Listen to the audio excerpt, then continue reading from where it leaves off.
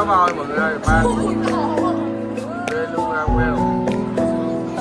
Đây, con này nó sinh năm 2000, con này sinh năm 1984. Wow, có voi, bự như con voi luôn.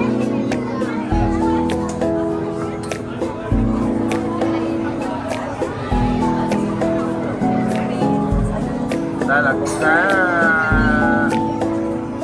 voi cái lớn nhất.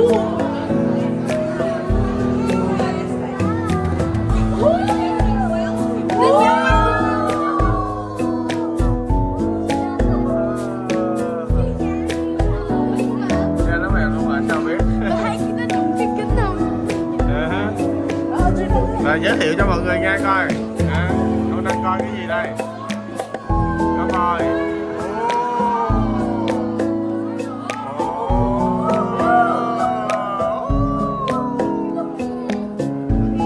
Cá voi trắng.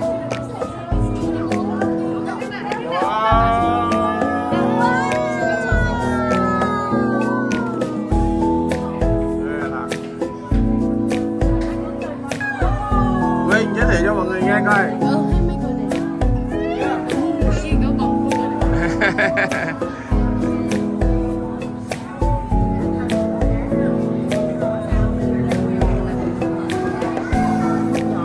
Đây là con gì vậy bác? Bác ơi, bác gì kìa? con này con gì? Cá voi trắng. Cá voi trắng là cá voi đen sao nè? Whale.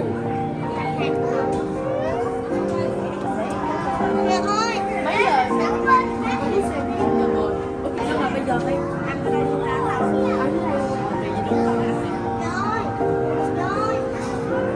Now, one thing you guys may notice that beluga whales are different than killer whales and dolphins is that they do not have a dorsal fin. Now, that dorsal fin is the fin that is supposed to be on their backs. However, beluga whales do not have this.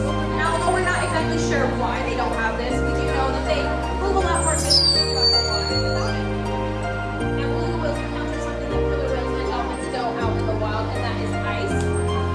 So when they move through packed ice, the absence of that dorsal fin allows them to move a lot more efficiently and effectively. Now it is also a lot colder out in the Arctic Ocean compared to any of the habitats that killer whales and dolphins live in. So the absence of that dorsal fin also allows them to not worry about that much heat loss, as there isn't that much surface area to cover. Now, as you guys might notice, beluga whales have a white distinctive color that makes them appear like beluga whales, especially out in the ocean. Now, this white allows them to camouflage with their environment. However, when they're first born, they're actually gray or brown-gray in color. And then at around 14 years old for females and 18 years old for males, that's when they get that characteristic white color that allows them to camouflage with their environment. Now, something beluga whales have in common with whales and dolphins is their tail. Now, their tail is comprised of loops, and that is the kind of what makes up that shamu-shaped tail. There you go, showing it for you. And it allows them to not only swim forwards, but also helps them to swim backwards and stop swimming. But you guys might see them here because they are so playful 24/7. They might need to rest up at the top of the surface of the water, and those loops allow them to rest up at the top of the surface of the water. Now, one thing that beluga whales have different than killer whales and dolphins is their vertebrae on their neck. Now, their neck vertebrae is not fused, and that is different compared to killer whales and dolphins.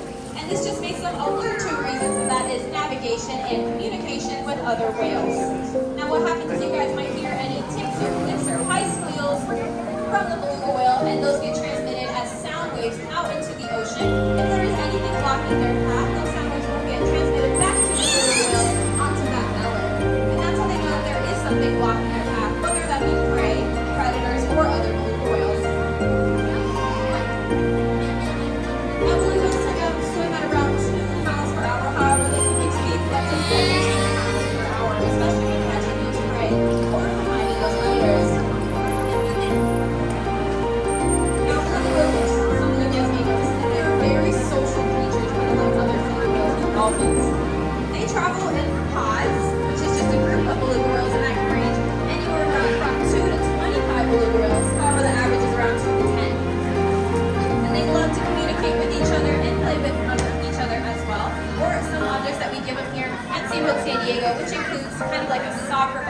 also give them a big plastic rubber ball and a plastic water jug just so that they can keep themselves busy and play whenever they would like to. Now their lifespan ranges at around 30 to 35 years. However, if you guys were here earlier when I first introduced the beluga whales, our oldest is actually 38 years old, so congratulations to the beluga for surpassing that lifespan expectation. Now out in the wild, they do have predators such as killer whales and polar bears. Now once again, for those of you guys just joining us here at Wild Arctic, we do have underwater viewing areas if you would like to see them from underwater. If you just continue this pathway, you guys will meet the other animals that we have here at SeaWorld San Diego, including walruses and sea otters, along with seeing the beluga whales play around underwater.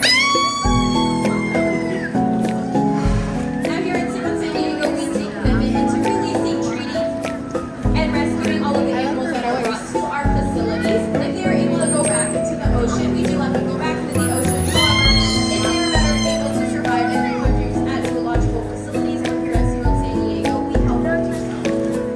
Now you guys can also protect these beautiful environments and beautiful creatures. Now there is something called climate change and global warming. So just by limiting your use of your carbon footprint and or by carpooling to work or by biking to work, you guys can allow for the ice to keep growing rather than to decrease in size and protect the environment of these beautiful creatures. If you guys have any questions, my name is Jackie. I'm a part of the Education and Conservation Department here at SeaWorld San Diego, and I would love to answer those for you.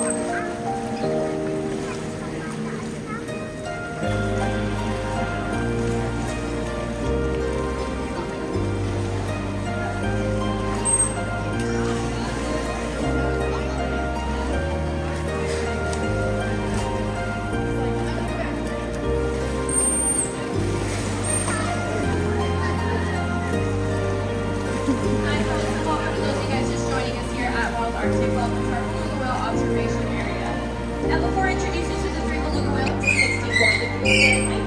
Here at SeaWorld San Diego and at this observation, we'll be keeping the water at around 55 degrees Fahrenheit.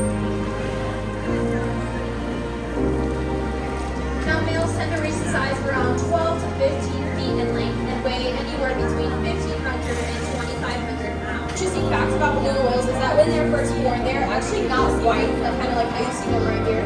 They're actually gray or brown gray. And then once they turn the age of